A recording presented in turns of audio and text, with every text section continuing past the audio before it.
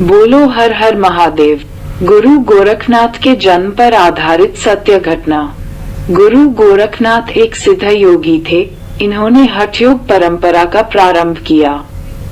हठयोग साधना की मुख्य धारा शैव रही है। गुरु गोरखनाथ को भगवान शिव का अवतार माना जाता है। गोरखनाथ को गुरु मत्स्येंद्रनाथ का मानस पुत्र भी कहा जाता है। मान्यता के अनुसार एक बार गुरु मत्स्येंद्रनाथ भिक्षा मांगने एक गांव गए। एक घर में भिक्षा देते हुए स्त्री बड़ी उदास दिखाई दी, तो गुरु ने पूछा, क्या समस्या है? स्त्री बोली, महर्षि, मेरी शादी को बहुत समय हो गया, परंतु मेरी कोई संतान नहीं है। गुरु मत्स्येंद्रनाथ को उस स्त्री पर दया आई और उस स्त्री को गुरु मत्स्येंद्रनाथ ने मंत्र पढ़कर एक चुटकी भभूत दी और कहा, इस भभूत को खा लेना, जल्द से जल्द आपको संतान प्राप्ति होगी और मैं फिर आऊंगा आपकी संतान को आशीर्वाद देने। इतना कह के आशीर्वाद देकर चले गए।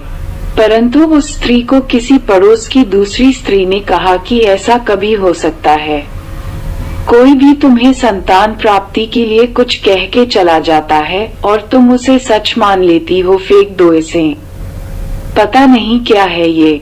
उस स्त्री ने पड़ोस की उस स्त्री की बात को सच समझकर उस भभूत को किसी गोबर के ढेर पर फेंक दिया। लगभग 12 साल के बाद गुरु मत्स्येंद्रनाथ उसी गांव में फिर से आए और उस स्त्री के घर पहुंचे। दरवाजे के बाहर से आवाज लगाकर स्त्री को बुलाया और कहा, अब तो पुत्र 12 साल का हो गया होगा। असलियत में वह स्त्री गुरु मत्स्येंद्रनाथ की सिद्धियों से अनजान थी, इसलिए उसने गुरु मत्स्येंद्रनाथ द्वारा दी भभूत को खाने की बजाय गोबर में फेंक दिया था। गुरु मत्स्येंद्रनाथ की सिद्धि इतनी प्रबल थी कि भभूत बेकार नहीं जाती थी। स्त्री घबरा गई और सारी बात बताई कि मैंने किसी के बहकावे में आकर भभूत को गोबर में फेंक दिया था। गुरु मत्स्येंद्रनाथ ने कहा, वह स्थान दिखाओ। वहां जाकर देखा तो एक गाय गोबर से भरे एक गड्ढे के ऊपर खड़ी है और अपना दूध उस गड्ढे में झलका रही है। तब गुरु ने उस स्थान पर बालक को आवाज लगाई।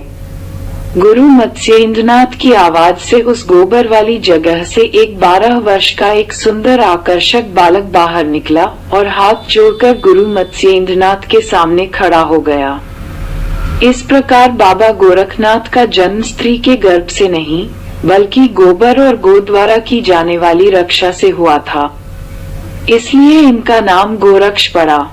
उस स्त्री ने मत्स्येंद्रनाथ से वह बालक लेना चाहा, परंतु उस बालक को गुरु मत्स्येंद्रनाथ अपने साथ लेकर चले गए और आगे चलकर यही बालक गुरु गोरखनाथ बने। गोरक्षनाथ ने ही नाथ योग की परंपरा शुरू की और आज हम जितने भी आसन, प्राणायाम, षटकर्म, मुद्रा, नादानुसंधान या कुंडलिनी आदि योग साधनाओं की बात करते हैं, सब इन्हीं की देन है। बोलो हर हर महादेव।